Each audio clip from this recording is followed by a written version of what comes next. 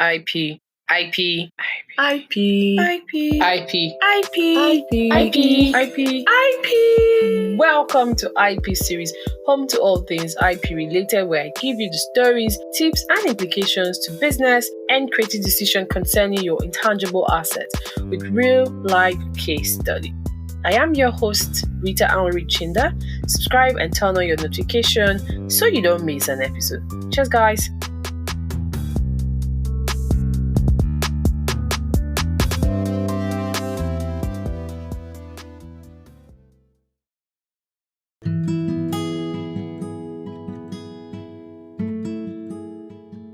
On today's episode, we will be looking at the interplay between fandom and intellectual property with our case study examining the role of K-pop or Korean pop fans in content creation and sharing. I'm sure a lot of us have been seeing a lot of Korean content trending on our timeline, from clips from series, music.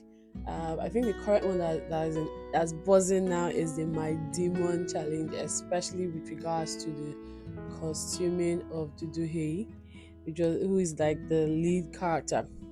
But then K-pop has become a global phenomenon that has attracted millions of fans from different countries and culture. These fans are not only consumers, they are also producers of fan-made content such as fan art, fan fiction, fan videos, fan translations. These fans' work are expressions of love, creativity, and community. But they also raise very pertinent questions about intellectual property and the legal right that these creators have over their original works, if they meet the eligibility requirements depending on the jurisdiction that the work may have been churned out from, how the K-pop fans navigate the boundaries between inspiration, infringement, paying homage, sharing and stealing. How do they balance all of these interests and those of the original creators, the K-pop artists, their companies, their agencies? How do they deal with the risk and responsibility of being part of a global fan culture? Now, these are some of the topics that we will explore in this podcast with the help of Anna. So if you're curious to learn about the world of fandom and intellectual property, stay tuned and listen to our conversation.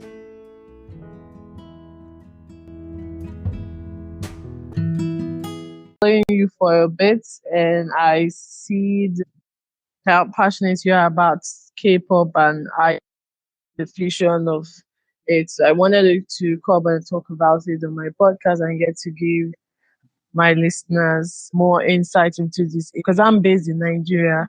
This what K-pop has done is something that we are yet to hack. So I'm hoping that with this episode we'll be able to achieve that and get people to be interested in this commercialization prospect.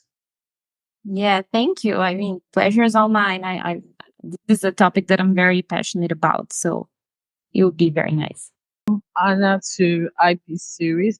Please, can you kindly introduce yourself and tell us where you're based? Sure. First of all, thank you again, Rita, for inviting me to talk about something that I'm so passionate about. My name is Ana Clara Ribeiro. I am an intellectual property attorney, a writer, researcher, and consultant in Brazil. I practice intellectual property law in Brazil. My practice is focused on creative industries, but I am thankful to be able to combine my work and research in intellectual property with other skills and passions that I have, such as marketing and writing.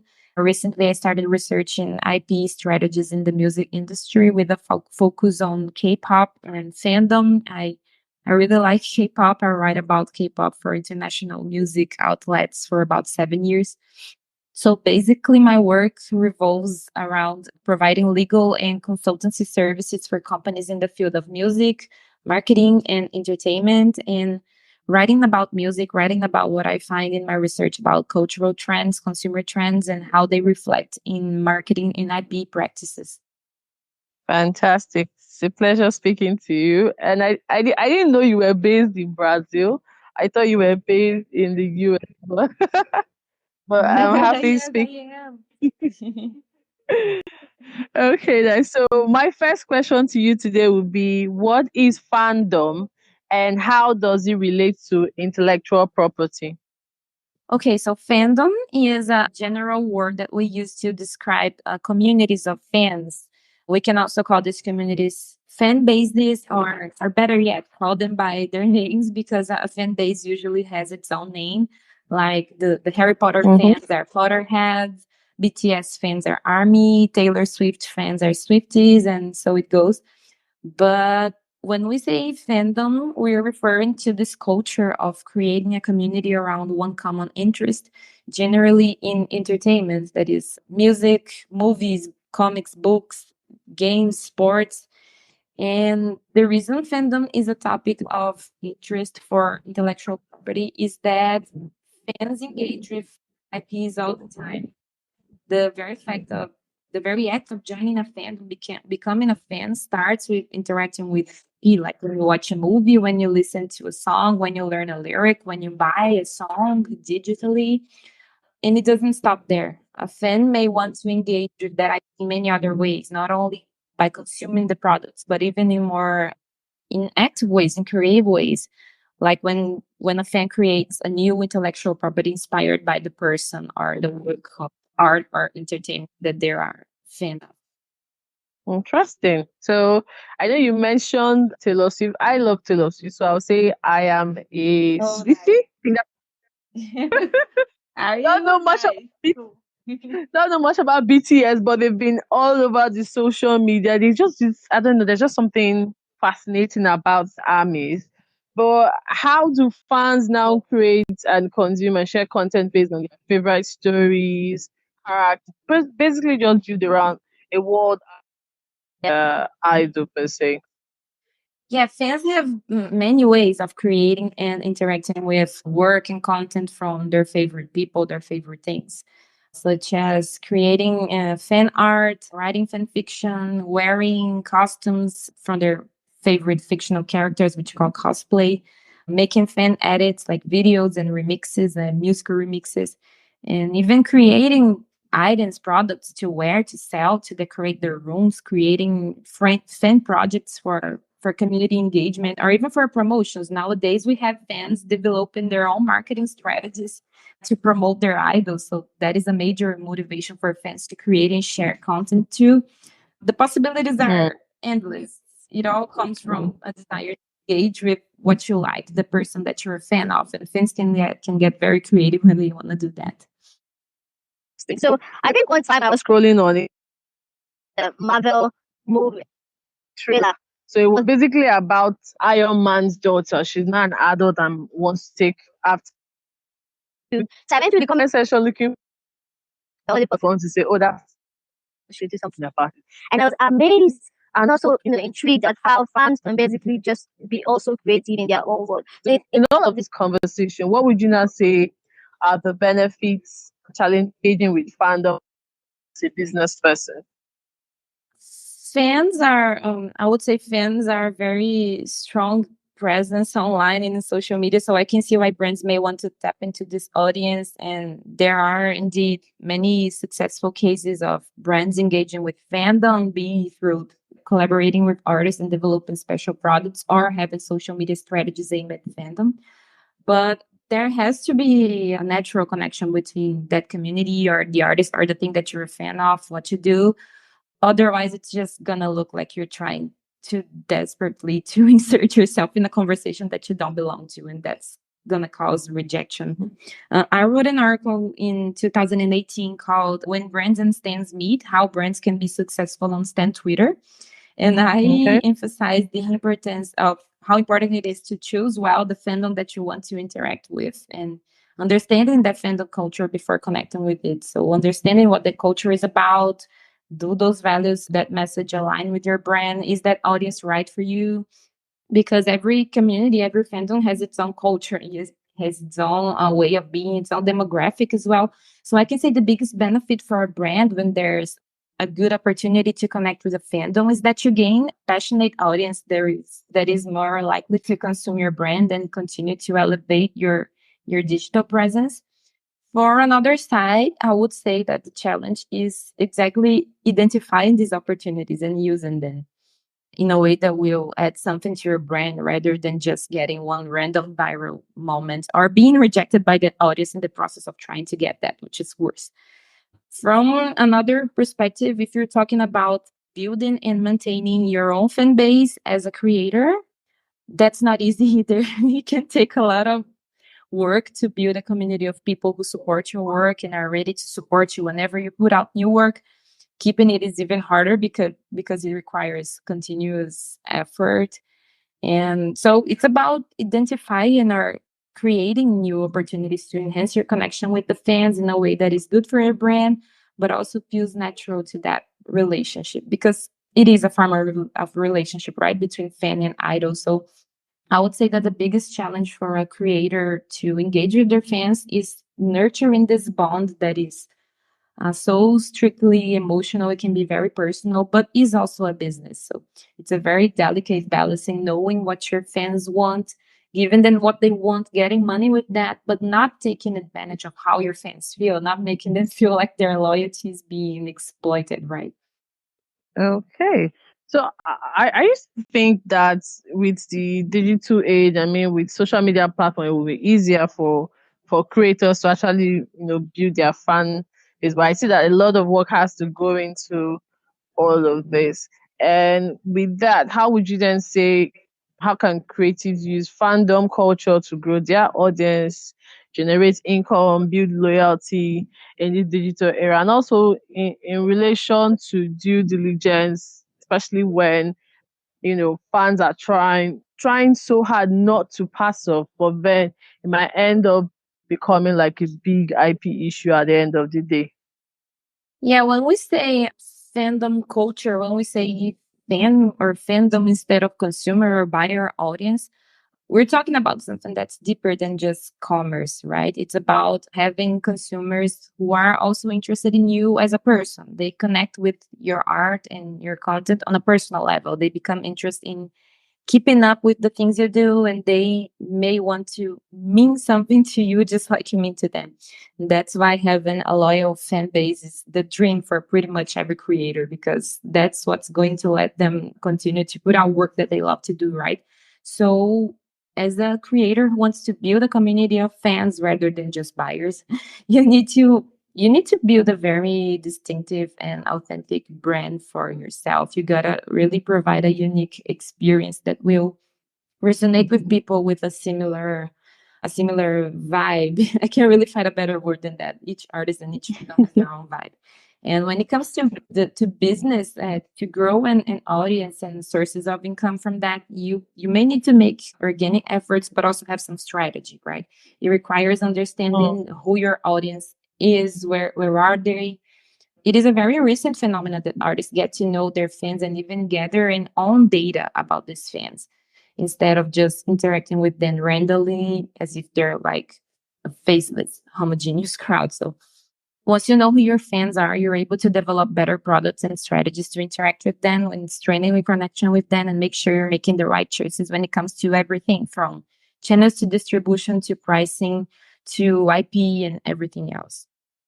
Not sure if that Wow. answers your question, but Yeah, it does. It does. It's amazing. Especially so, I think within the last 2 or 3 weeks, everyone has been yapping about Spotify Wrapped, and you made mention of how creators might want to take advantage of the data they might get from their fans, just be able to build their profile and all that.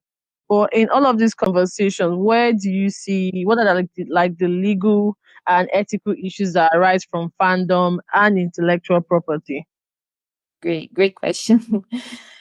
I think the first challenging aspect of fandom when it comes to IP is obviously how fans engage with content and works that are protected by IP, which are usually copyrighted work or trademarks, right?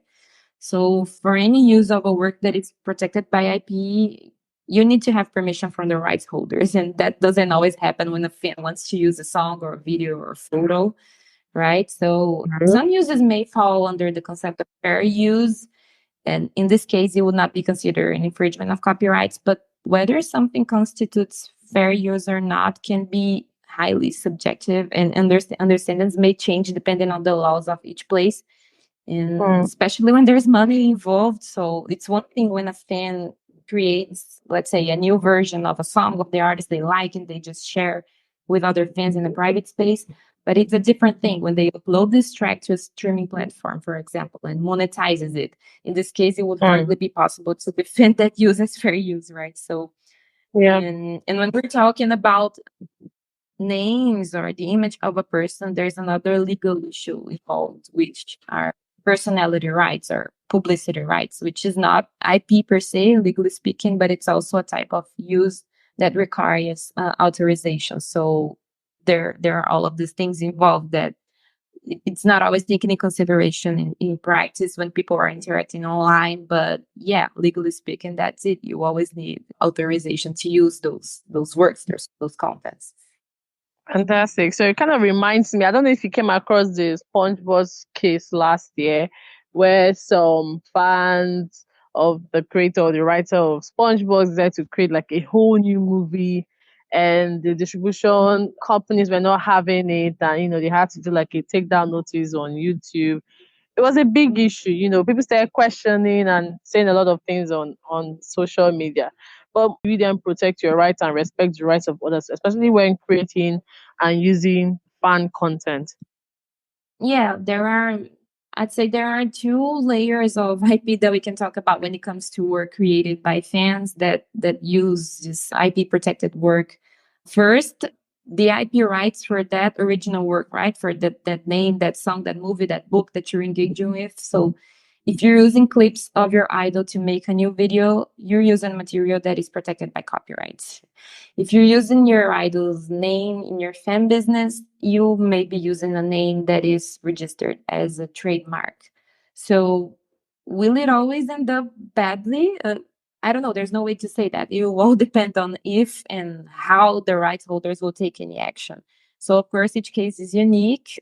But in general, fans just need to be mindful that if they're acting upon a pre existing work, someone knows rights over that work, unless it's a work that it's already in the public domain, right? So Mm. unless copyright has expired, which to be honest would hardly be the case in pop culture fandoms, or unless you have authorization, the use of the work may be infringing copyrights. So this is one layer, but the second layer in this discussion is when we're talking about the rights of the fan that created the work, like the fan generated work, fan created work. If you're a fan Okay. that and you're drawing or painting or doing graphic design or writing, you own the Mm. copyrights for the piece, right? So Okay. using or using or sharing or printing fan art, fan fiction can be a violation of the fan's copyright. So I often see fans uploading or sharing or using art and other works made by other fans, and they think it's okay just because the fan artists share it on their own social media. And it's not exactly like that. Just because it was made by a fellow fan and they posted and you saved it to your phone, it doesn't mean you can do Mm. whatever you want with that work. The fan artist owns the rights over that work, right? So Mm. some fan artists expressly add guidelines in their social media as to which types of use of their work are permitted. So that's something to look for. Yeah.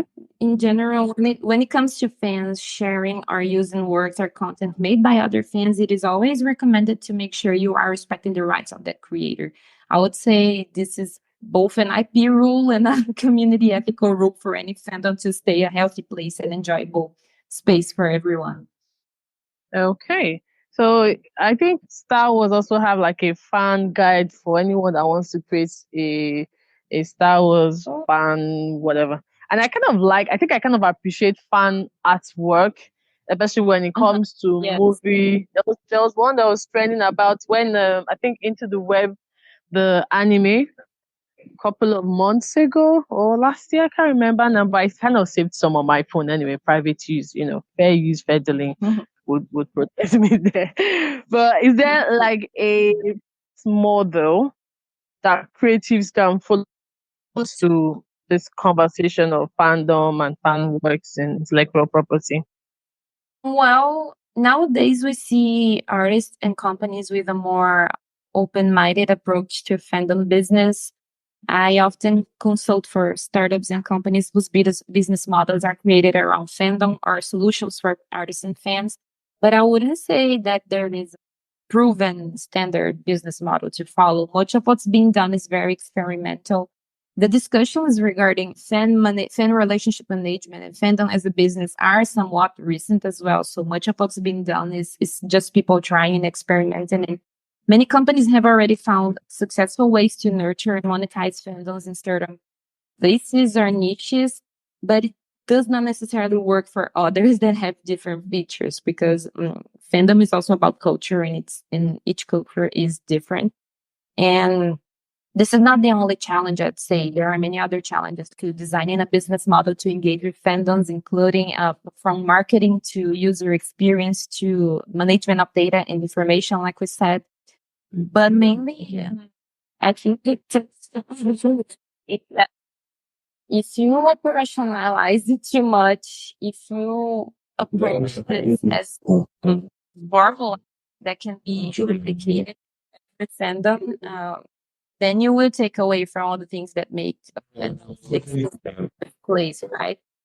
I think many creators and companies nowadays are approaching this as formula, like release a song, create a TikTok challenge, create a hashtag, share with your fans, ask them to use it, repeat. But it doesn't always work like that. The most loyal, engaged fandoms are driven by organic projects or even projects that are led by the artist, but that make sense for that moment, for that specific context. So fandom culture is about that. Fandom culture is born out of it's human. It's born out of a very human desire to extend a person's interactions with the object of their love. So if you try to standardize it too much, if you try too hard to tell a fan what to do or how to do it, it will not be as fun. And eventually the fans will just move back to their own spaces.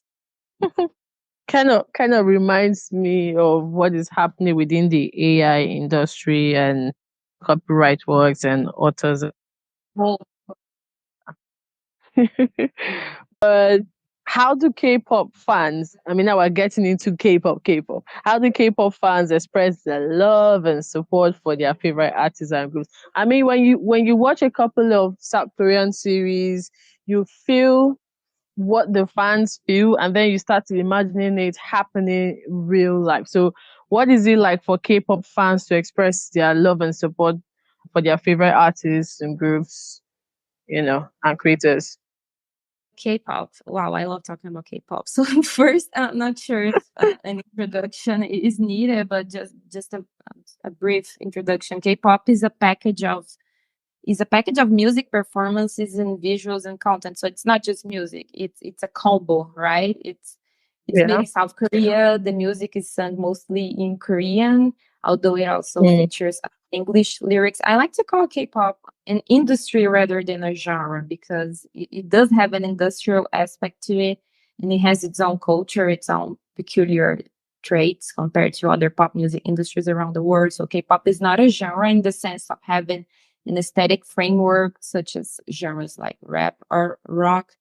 And this is also something that makes people get so invested in K-pop because there are all of these things going on, right? So it's very entertainment driven. That might sound like an obvious statement, but K-pop is like really committed to make people have a good time. So there are various types of content going on all the time, events, competitions in K-pop culture. It's a very immersive experience. You always be entertained, which is not to say that there isn't meaningful, deeper art being done in K-pop as well. So it's about fun, but it's also about messages that connect with people.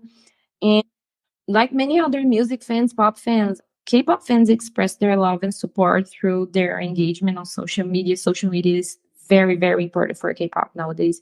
And also through supporting the music and buying streaming music, buying the merchandise, attending concerts.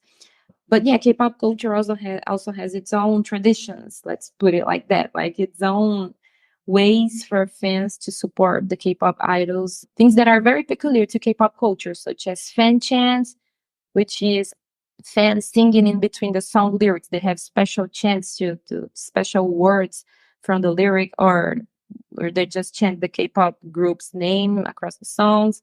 And they also collect photo cards. Photo cards are special cards that come in physical albums. So some fans buy many copies of the same album just so they can get different cards from different members of a K-pop group. And also light sticks. Light K-pop light sticks are light devices that the fans use in concerts and performances, so the whole crowd is light up. Basically, what we see nowadays in concerts from Coldplay, Beyonce, and Taylor Swift. In K-pop, it's done from a very long time ago. Except that in K-pop, it's mostly light devices that are personalized, right? Like each K-pop group has its own light stick with a special design and a special name. So these are more like the physical, the offline ways to engage, but in online spaces, K-pop fans also often create special projects to support their favorite idols, such as streaming parties, birthday projects for K-pop idols, and celebrating commercial milestones through social media posts and special hashtags. There are a lot, but these are a few things that I would say are the most characteristic things about K-pop fandoms and K-pop culture. What are the types of fan generated content that K-pop fans create and share that can be in other jurisdiction? I think one type of fan generated content that is very strong in K-pop is fan cams, which are short videos with cuts of performance from K-pop idols, but also special blogs or video with translations and analysis and interpretations of K-pop videos, edited videos and compilations of best moments, and everything like fan art, fan fiction, original content, stories, everything that we're talking about. Like there are many ways for fans to feel even closer to their idols and express their creativities. But when it comes to cultural things about K-pop that I think other industries, other jurisdictions can learn from. Um, as an IP attorney and also as someone who's in marketing, regarding fandom, I think our biggest takeaway is how important it is to be attentive to how each aspect of your business, of your brand, can resonate with your audience and how you can use it in the best way. Like K-pop fans, for example, they care and pay so much attention to their idols, to the things that they put out, to details. And sometimes they may end up identifying opportunities and IPs that even the rights holders don't see the potential, right? Or don't identify it as an IP. So fans are experts on your business. You can learn from them and you should pay attention to that. So fandom is about people. It's about people bonding over a common interest, is about communities. So when we look at it that way, I think there are many takeaways for people who want to start a business or build a brand or protect their business IPs. So I think it all comes down to learn from your audience. K-pop, there's so much we can learn from K-pop fans and how they behave and how the things that they create, they are so original and innovative. So we have to learn from them as well.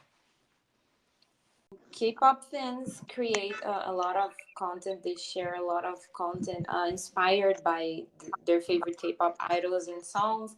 So there's fan art, of course, compilations of videos and best moments, and edited videos of imaginary scenarios featuring K-pop idols, fan fiction, of course, and fan cams. These are very strong traits of K-pop fandoms. Fan cams are short videos with cuts of performances from K-pop performances and idols that fans embed in their posts on social media. But one interesting thing that I noticed, that I love about K-pop fandom, is the blogs and videos with translations of the Korean lyrics and analysis of interpretations as well. Because some K-pop groups have their own lore, their own fictional universe, so usually fans discuss that and post their analysis and fan theories and videos and blog posts. So it's really interesting too, because even though international fans end up learning and absorbing a lot of Korean culture from K-pop, they also create content that showcases K-pop idols in ways that feel closer to the culture of the where the fan is from.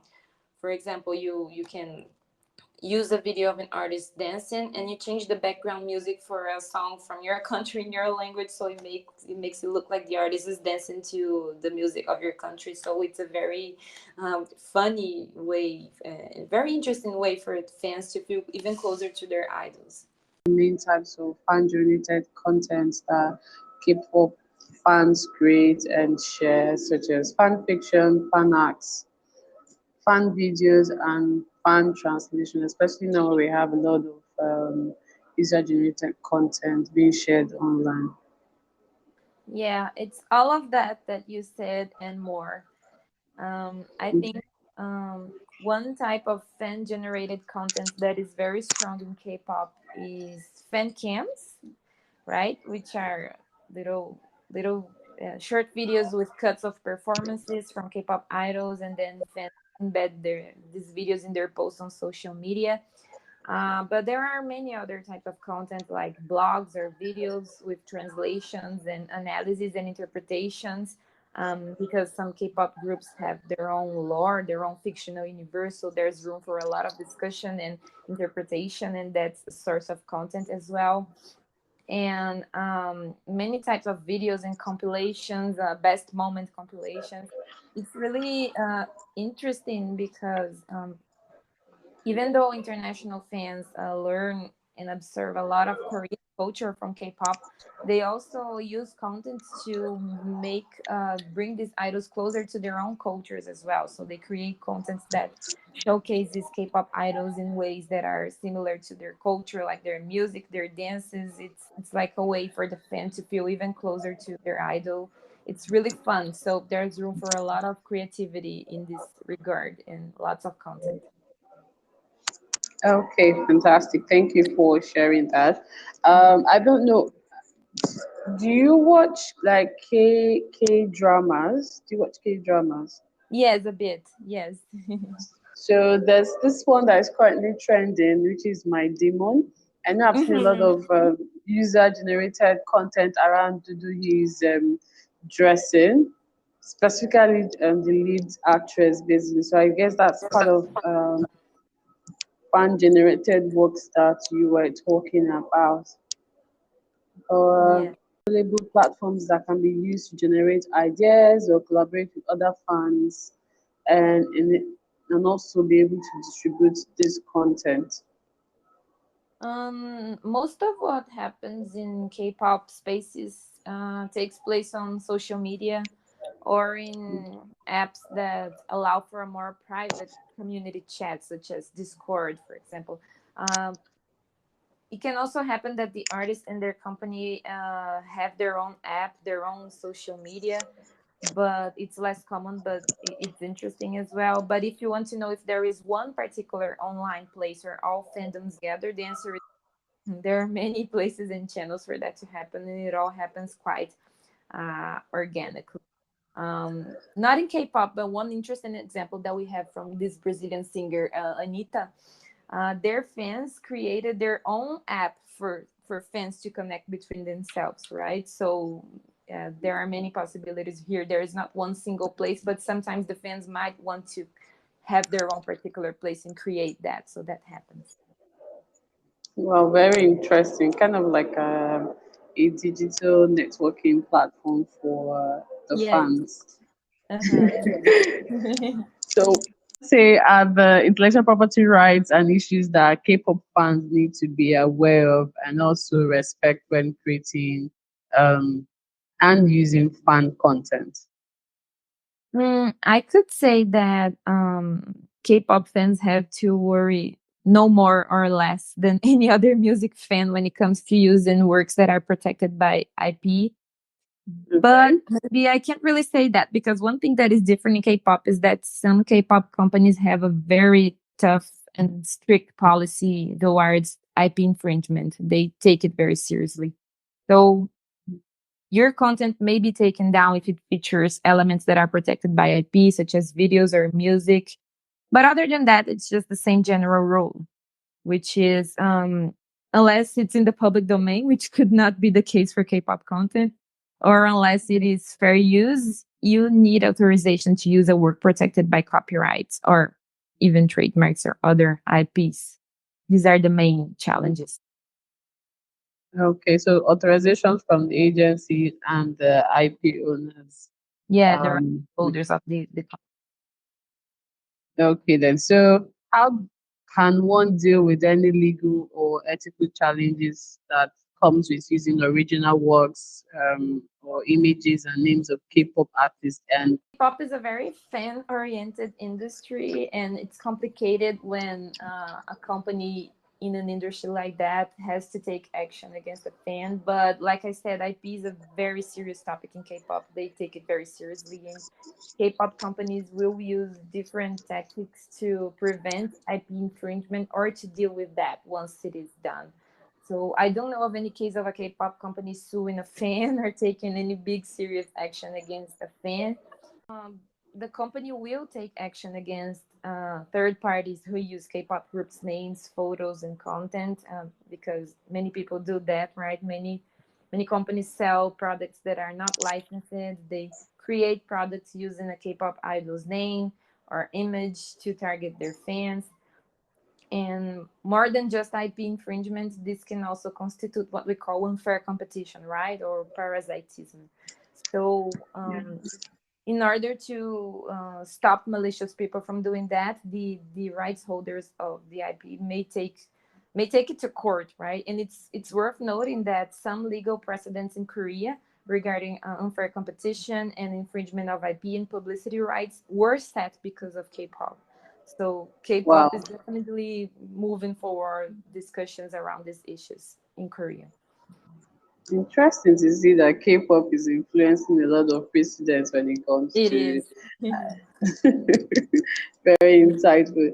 So how then can K-pop fans use their fan content to empower themselves and others, especially when you're talking about women, queer fans, and also in reflection of their own social, political interests and identities? That's a great question. First, let me say that I'm really glad that you asked that. It's a great question. Because ultimately, if we're talking about the global entertainment industry, we're talking Yeah. about discussions that for decades they were centered on pop stars and entertainment from the United States, right? Or sometimes Europe, and mostly centering white people or uh, I don't know, attending to very heteronormative patterns. So there used to be not a lot of diversity. So Mhm. I would say 100% the popularity of K-pop is one of the reasons why that is changing. I wouldn't say it's the main one, but it's one of the reasons, definitely. So when a group like BTS in 2018 had an album with Korean songs topping the charts in the United States. That's so powerful. And I always say that that was a turning point for many other changes to come in the music industry when it comes to having more people of color, more diversity in culture, and more languages being seen and heard. And it's interesting to think about the place of the woman, right, the female fan in fostering all of that, because the demographics for K-pop fandoms are very diverse, but a few statistics show that they are nevertheless spaces dominated by women. So they are female-dominated spaces, and nowadays the newer generation of K-pop groups is also dominated by female groups like IVE and aespa, which is so great. But even with the success of male K-pop artists like BTS or ATEEZ or EXO, it's not only female fans, but it's mainly the female fans that are making that happen. So I think the story of the international success of K-pop is also the story of the power of female communities. Right? Women elevating the things that they like, fighting for the music that they like to be played in their radios, and women embracing their interest and not being ashamed of that. Mm.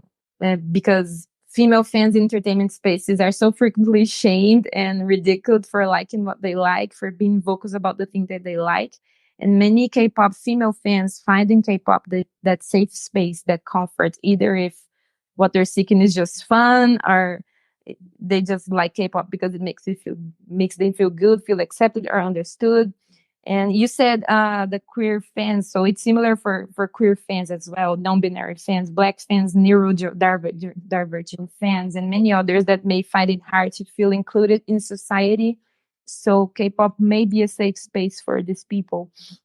And I believe that happens because the place of the fan in K-pop is so much more active, much proactive. Their engagement and participation is such an important condition to K-pop. So it ends up being in an environment in which you feel more compelled to express yourself and not be ashamed of who you are. And this is really important for minoritized groups of people.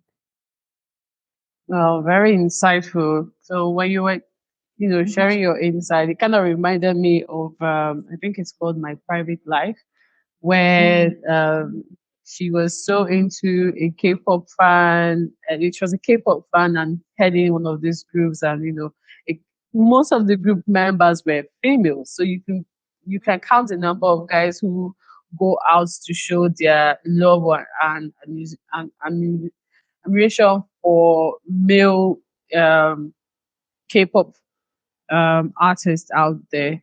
And yeah, I think I understand perfectly what you just said in relation to that question. But how then do you use how can K-pop fan leverage on the potential of IP and fandom to create original content?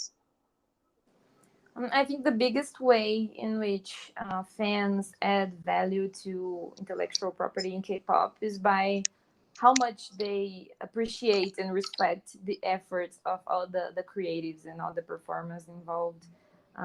K-pop fans usually want to know who wrote the song, who produced the song, what an artist meant to say with that lyric. How can we best convey that feeling when we are translating that lyric to a different language? And it all reflects in the fan generated content as well, because it's through content that the fans share information and opinions about the stories of the K-pop artists, the music, the videos. That's where the fan theories are shared, and it all contributes to the fandom getting closer and sometimes bigger as well, because many new fans join a fandom through this type of content. So fan compilations, I would say, are no doubt among the biggest entry ways for new fans in K-pop fandoms. Fantastic. So how can one transform fan content into professional content, such as publishing fan fiction, adaptations of fan acts, or translation, like you previously mentioned, or licensing a fan merchandise? A nice, cool question. And I think it's worth saying that many fans are artists themselves, right? They are writers, or they're in tech, they're in marketing. I mean, before fans, they're also humans with skills and jobs. So in True. fan spaces, it's natural for some of these fans to just use the skills that they already have to create something or to express their love for their idols. Um, Even though these projects may remain as a hobby or just a fan thing, but they may also escalate into becoming a little business and a source of income. So there are artists that take commissions to create fan art. They create personalized fan art by demand, or some sell crochet or clothing. They create their own e-commerce. In the BTS army, the fandom of BTS, there's even a case of a fan that started her own publishing company just to publish books about BTS. So it can turn into a very serious Wow. business. And I would definitely say that this this entrepreneurial side, this business savvy side, is one of the characteristics of modern fandom, right? Because in an era where technology and social media make it easier for people to start a business, and fandom provides a space for people to express themselves and express their creativity, Mm. it's It's only natural, right, that a personal experience such as being a fan may eventually intertwine with someone's professional life. So that's why it happens so much. Wow, really insightful. So I think I should consider a second career now, being a K-pop enthusiast and branch into the use of tech and social media. How can one transform fan content into professional content, such as publishing fan fiction, adaptations of fan acts, or translation, like you previously mentioned, or licensing the fan merchandise? A nice, cool question. And I think it's worth saying that many fans are artists themselves, right? They are writers, or they're in tech, they're in marketing. I mean, before fans, they're also humans with skills and jobs. So in True. fan spaces, it's natural for some of these fans to just use the skills that they already have to create something or to express their love for their idols. Um, Even though these projects may remain as a hobby or just a fan thing, but they may also escalate into becoming a little business and a source of income. So there are artists that take commissions to create fan art. They create personalized fan art by demand, or some sell crochet or clothing. They create their own e-commerce. In the BTS army, the fandom of BTS, there's even a case of a fan that started her own publishing company just to publish books about BTS. So it can turn into a very serious Wow. business. And I would definitely say that this this entrepreneurial side, this business savvy side, is one of the characteristics of modern fandom, right? Because in an era where technology and social media make it easier for people to start a business, and fandom provides a space for people to express themselves and express their creativity, Hmm. it's only natural, right, that a personal experience such as being a fan may eventually intertwine with someone's professional life. So that's why it happens so much. Wow, really insightful. So I think I should consider a second career now, being a K-pop enthusiast and branch into the use of tech and social media. What would you say are trends that other jurisdictions, because I'm based in Nigeria, Nigeria's in Africa. So what can Mhm. other countries learn from the fandom culture when it comes to K-pop? Well, as an IP attorney, but also as someone who's in marketing, I would say regarding fandom, I think our biggest takeaway is how important it is to be attentive to how each aspect of your business, of your brand, resonates with your audience, and how you can use it in the best way. So um, fans care and pay so much attention to their idols, to details in the works they engage with. And sometimes they may end up identifying opportunities and IPs that even the rights holders don't see. So fans True. are experts on your business, so you can learn from them, and you should pay attention to that, right? Because fandom is about people. It's about people bonding over a common interest. It's about communities, and communities that you join, not because you should, but because by choice, right? You belong to these communities by Yeah. choice and by affinity. So fans may not be satisfied in just consuming a product. So when we look at it that way, I think there are many takeaways for people who want to start a business, or build a brand, or protect their business IPs. So I think it all comes down to learn to learn from your audience, right? I think it all comes down to that. Wow. Thank you. So, Thank you. so because of how K-pop has grown and how fandom keeps evolving, what would you say are like the dispute resolution strategies, or the best dispute resolution mechanism that a K-pop person or anyone in the industry, whether it's for film or music or whatever work out there, can explore when there's like a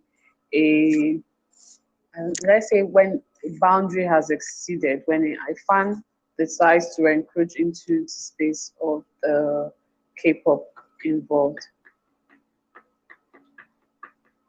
You mean from the fan point of view or from the business I, owner point of view?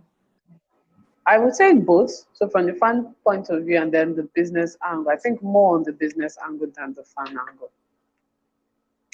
Yeah, I think when we're thinking about fans, it's important to know that the fan is not just a buyer or a customer, right? It's something that's a Yeah. bit deeper than just the commerce relationship. So it's about consumers who are interested in on a different level, and so there are many organic efforts that you can make to nurture such a community, um, but there is a bit of strategy as well that can be employed. Like it requires some type of understanding of the audience that you want to reach, gathering data, and once you have that data, you're able to develop better products and strategies to interact with your fans, and even decide the best channels of distribution to pricing and everything else. I think it's a matter of understanding very well the type of environment that you are in, the type of community that you want to create and attract. Not sure that answers your question, but yeah, there's not one specific formula for that. Thank you very much, Anna. Thank you. I'm grateful to you for coming back again to do this recording. I hope you had a good time with us here today. Thank you so much. Thank you for having me. Okay, so in wrapping up, how can a listener reach out to you? How can a listener reach out to you if they want to learn more about K-pop, fandom, and fan related work? Yeah, I can be found on LinkedIn, Ana Clara Ribeiro, and hopefully you can check my articles, my blog posts, the articles that I've published as well. So there's that. I blog a lot. I write for a few websites as well. So I'm very spread all over. So, but you can find me on LinkedIn, Ana Clara Ribeiro. I'm there. Come and say hi. Thank you. And that's how I got to meet Anna as well. I really appreciate you spending your time with me today. And yeah, it's a wrap from